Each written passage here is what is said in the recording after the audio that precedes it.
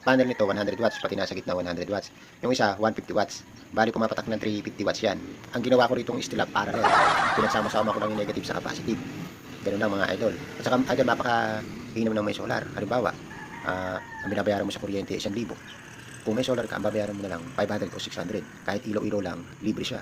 Saka isang TV, saka electric fan. Ganun lang mga boss. Saka boss, mura na solar ngayon. Hindi katulad noon araw na mahal. Yung 100 watts dati maabot ng 15,000 eh. Kaya ngayon eh 3,500 na lang. Minsan nakakakuha pa ng 3,000, makakakuha ka ng 100 watts. Depende rin yan kung habang tumataas yung watts, nagmamahal. Ang gagawin natin dito mga boss, i-drawing ko na lang kung paano ko sa ginawa.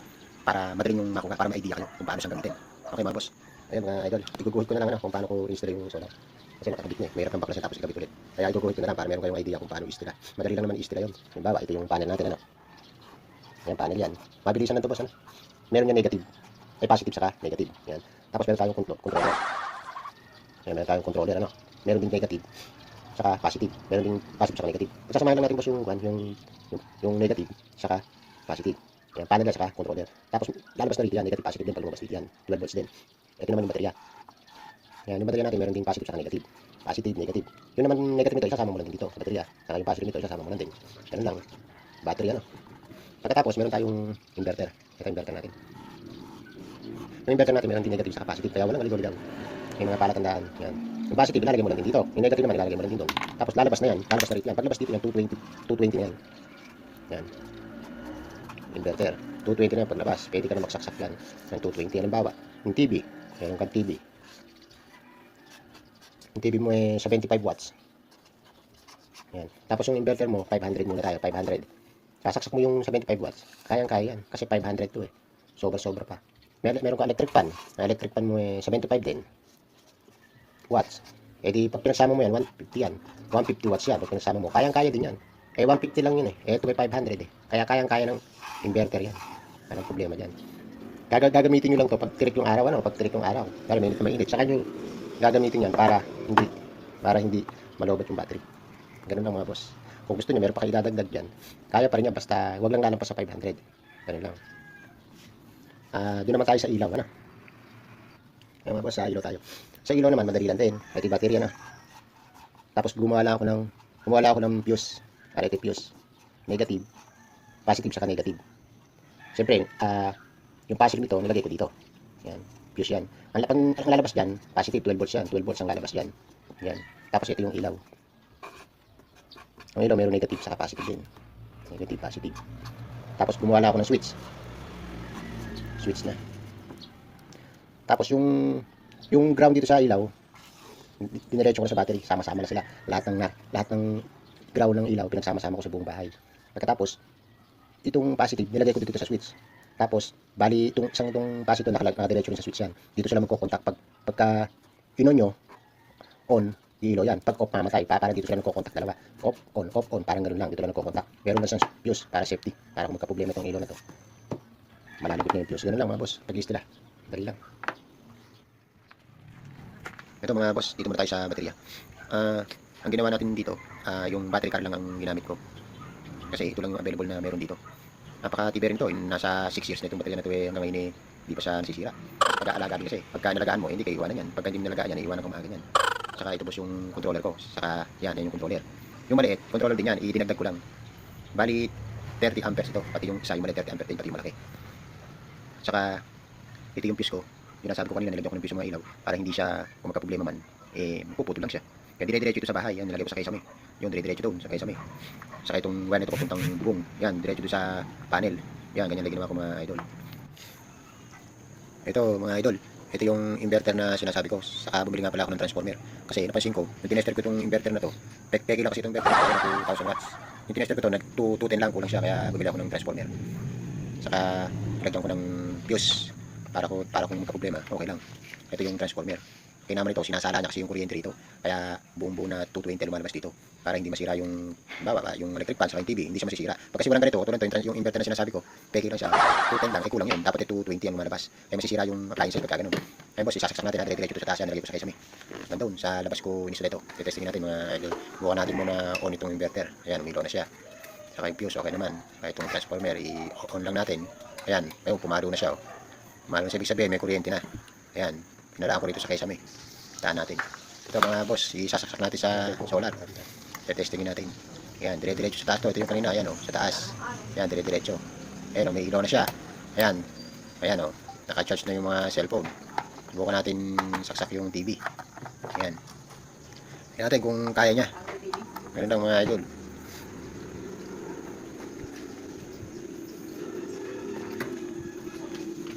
Basta may araw, walang problema.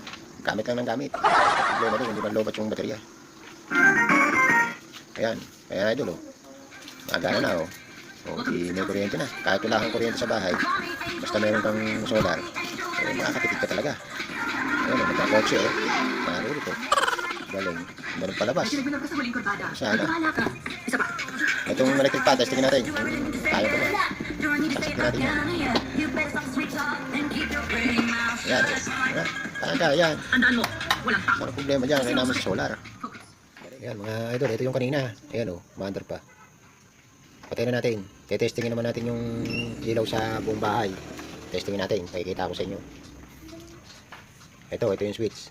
Ito. Ayan o. Sindihan natin yung isa. Ito. Yun o. Gandeng o. Sindihan o. Ayan pa o. O. Saka sa loob.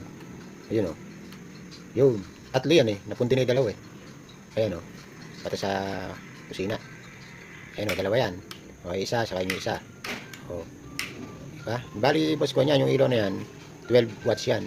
Yung ilaw na yun. Patay sa kwarto. Ayan o. Yung kwarto. Solar na rin yan. Yung kwarto. O. Yung lakas pa no. O. Matuloy tayo sa isang kwarto. Marami kaming kwarto. Matuloy tayo. Pakikita ko sa inyo. Ito. O. Simple rin o. O. Yung isa. Kuryente yun. Ay sindihan din natin isa. Pakita ko sa inyo kuryente. Ito. Yan. Kuryente yan. O. Diba? Mas malakas pa solar dyan. Tingnan mo. O. Mas malakas pa solar. Diba? Libre ka na. Kahit yan hindi mo napatin, okay lang. Solar naman yan. Tayo sa labas. Nakita ko sa inyo sa labas. Nag-install din ako sa labas. Ito yung isa. Ito. Nasa gilid ng garahe ito. Ayun. Maliit lang. Ilalapit ko lang. Ayun. Nakasindi na siya. Papatayin ko. Ayun. Hindi ako ulit. Ayun. Nakas yan pagka gabi. Kaya mga boss, punta tayo sa kubo. Medyo malaki kasi bahay namin. Kaya parang mahirap maglakad. Nakakapagod. Kaya tayo. Yan mga idol, dito kami minom. Ito, yan o. Mga idol, kahit walang kuryente, tuloy pa rin ang inuman. Walang puto ng inuman dito. Ito yung kuryente naman, sasaksak ko. Ayan o. Ayan, halos magsimlakas lang sila. O, tama? Meron lang dito. Ganda solar mga idol. Lalo pagka wala kang kuryente, tapos second meron. Eh, sabihin siya mga kapitbahay mo, Bexilcon, ikaya may kuryente. Ibig ikalay kang kuryente, Bexilcon may kuryente.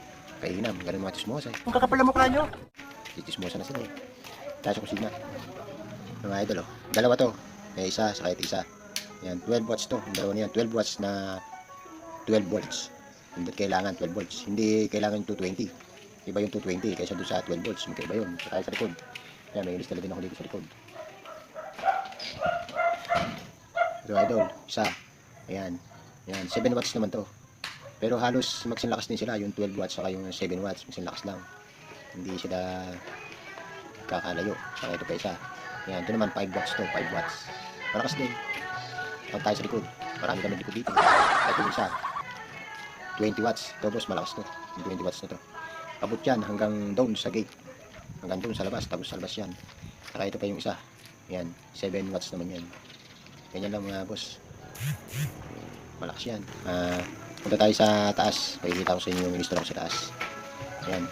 Meron kami taas eh. Sa bahay namin. Ito, terrace to. Terrace. Yan, install ako din yan. Yan o. Dito sa loob. Yan sa loob. Yan. Dito sa kwarto. Yan, solar din yan, kwarto. Yan. Saka dito sa CR. Naglagay rin ako dito ng isa sa CR. Ayan. O. Yung kuryente, pundi na yun. Yung isa na yun, pundi na yun. Sira na yun. Tinawa, ang pogi. Gandang lalaki. Parang si Robin Padilla.